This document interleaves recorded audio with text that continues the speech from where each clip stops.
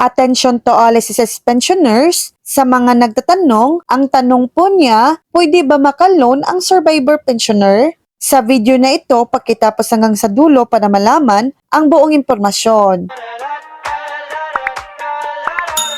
Loans para sa survivor pensioners. Kung ikaw ay survivor pensioner, may posibilidad na makapag-loan ka sa SSS. Pero, depende ito sa ilang kondisyon. SSS Pension Loan para sa survivor pensioners. Ang SSS Pension Loan ay maaring available din para sa survivor pensioners. Basta't matugunan ang mga sumusunod na requirements. Una, active survivor pensioner. Ikaw ay dapat na aktibong tumatanggap ng survivor pension mula sa SSS. Pangalawa, age requirement. Kailangan ay hindi ka lalampas sa 85 taong gulang sa panahon ng pag-apply ng loan. Pangatlo, no outstanding loan. Hindi ka dapat mayroong anumang outstanding loan sa SSS, maliban na lamang kung ito ay kasama sa loan restructuring program. Pang-apat, no advance pension. Hindi ka dapat naka-avail ng advance pension. Paano naman mag-apply? Una,